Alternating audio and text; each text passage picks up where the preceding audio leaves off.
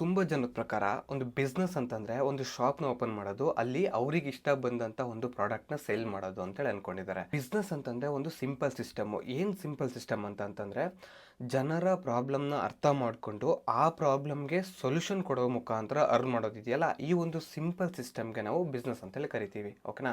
So for example, ಯಾರೋ ಸ್ವಲ್ಪ ಜನಕ್ಕೆ ಏನೋ ಪ್ರಾಬ್ಲಮ್ ಆಗ್ತಾ ಇದೆ. ಓಕೆನಾ. ಸೊ ಅಲ್ಲಿ ಯಾರೋ ಒಬ್ರು ಬಂದರು, ಈ ಪ್ರಾಬ್ಲಮ್ಗೆ ನಾನು ಸೊಲ್ಯೂಷನ್ ಕೊಡ್ತೀನಿ ಅಂತ ಹೇಳಿದ್ರು, ಸೊಲ್ಯೂಷನ್ ಕೊಟ್ಟರು. ಓಕೆ. ಸೊ ಅವಾಗ ಏನು ಮಾಡ್ತಾರೆ ಜನಗಳು, ಆಟೋಮೆಟಿಕಲಿ ಈ ಸೊಲ್ಯೂಷನ್ ಇಷ್ಟ ಆಯಿತು ಅಂತಂದರೆ ಪೇ ಮಾಡೋದಕ್ಕೆ ರೆಡಿ ಇರ್ತಾರಲ್ವಾ. ಸೊ ಈ ಒಂದು ಸಿಂಪಲ್ ಸಿಸ್ಟಮ್ಗೆ ನಾವು ಬಿಸ್ನೆಸ್ ಅಂತ ಕರಿತೀವಿ. ಸೊ ನಿಮಗೆ ಎಕ್ಸಾಂಪಲ್ ಕೊಟ್ಟು ಹೇಳೋದಾದರೆ, ಸೊ ರೆಸ್ಟೋರೆಂಟ್ಗಳಂತ ನಾವೇನು ಕರಿತೀವಲ್ಲ, ಹೋಟೆಲ್ಗಳು. ಸೊ ಈ ಹೋಟೆಲ್ಗಳು ಹಸಿವು ಅನ್ನೋ ಪ್ರಾಬ್ಲಮ್ಗೆ ಸೊಲ್ಯೂಷನ್ ಕೊಡ್ತವೆ. ಓಕೆ. ಹಾಗೆಯೇ ಈ ಟ್ರಾನ್ಸ್ಪೋರ್ಟೇಷನ್ ಕಂಪ್ನಿಗಳು, ಏನು ಓಲಾ, ಊಬರ್, ರ್ಯಾಪಿಡೋಗಳಿದಾವಲ್ಲ, ಇವು ಟ್ರಾನ್ಸ್ಪೋರ್ಟೇಷನ್ ಮಾಡುವಾಗ ಅಂತಂದರೆ ಏನು ಟ್ರಾವೆಲ್ ಮಾಡುವಾಗ ಆಗುವಂಥ ಒಂದು ಪ್ರಾಬ್ಲಮ್ಗಳಿಗೆ ಸೊಲ್ಯೂಷನ್ ಕೊಡ್ತವೆ.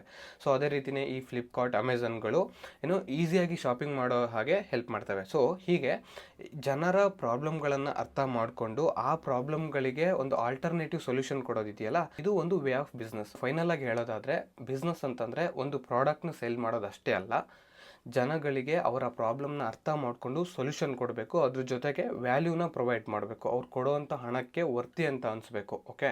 ಸೊ ಅವರು ಕೊಡೋವಂಥ ಹಣಕ್ಕೆ ನಾವು ವ್ಯಾಲ್ಯೂನ ಪ್ರೊವೈಡ್ ಮಾಡಿದ್ವಿ ಅಂತಂತಂದರೆ ಖಂಡಿತ ನಮ್ಮ ಬಿಸ್ನೆಸ್ ಲಾಂಗ್ ಟೈಮಾಗಿ ಉಳಿಯುತ್ತೆ.